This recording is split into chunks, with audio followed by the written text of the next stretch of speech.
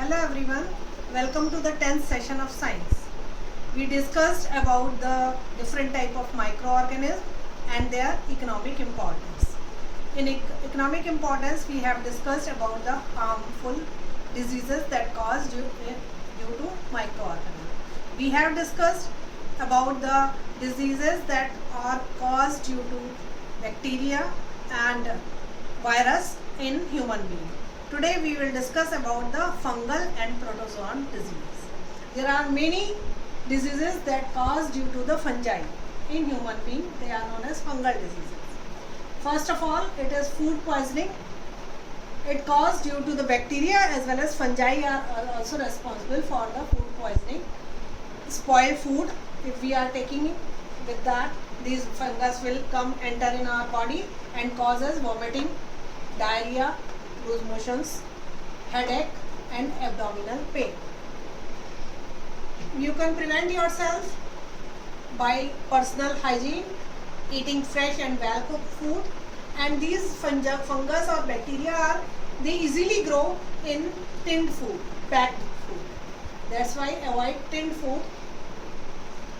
That is the measurement how you can protect yourself.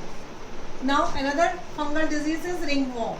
As the name suggests, it is a ring-like patches, circular ring-like patches that arise on the skin and itching takes place in that. They cause itching in that particular place and they spread through air and direct contact.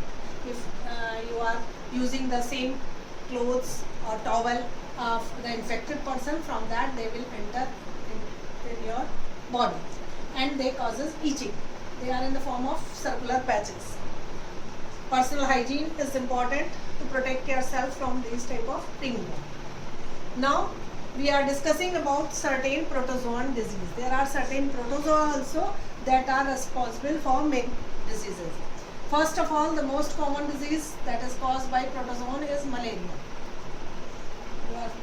You know that it causes due to the bite of female Anopheles mosquito. The causative agent is a protozoan known as Plasmodium. The name of the protozoan is Plasmodium. It is present in the body of the female Anopheles mosquito. When this mosquito bites a sick person, this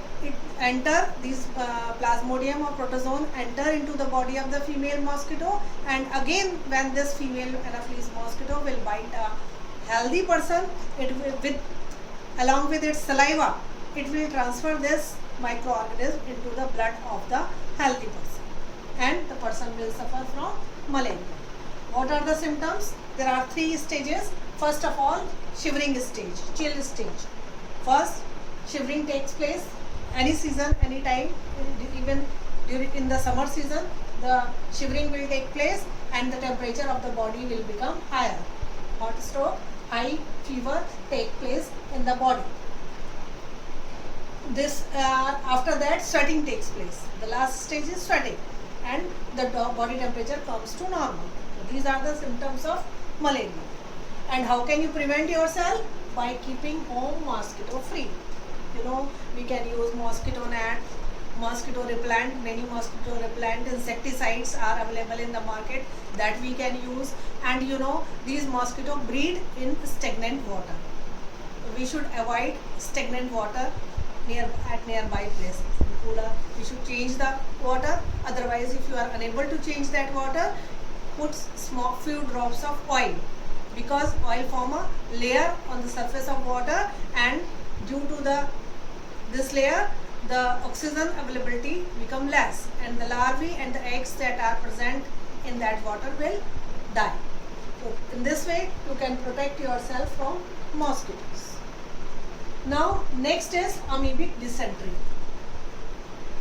Entamoeba is the name of amoeba that causes this dysentery, and it enters in our body through contaminated food and water.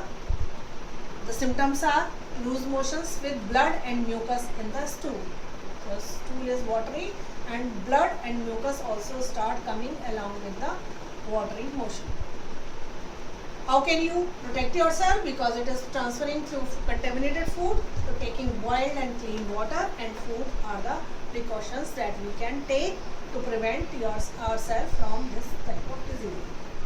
Now you have seen most of the diseases spread through like food poisoning, cholera, diarrhea, or maybe dysentery. These are the diseases that spread through contaminated food, and these food contaminated spoil due to the presence of microorganisms.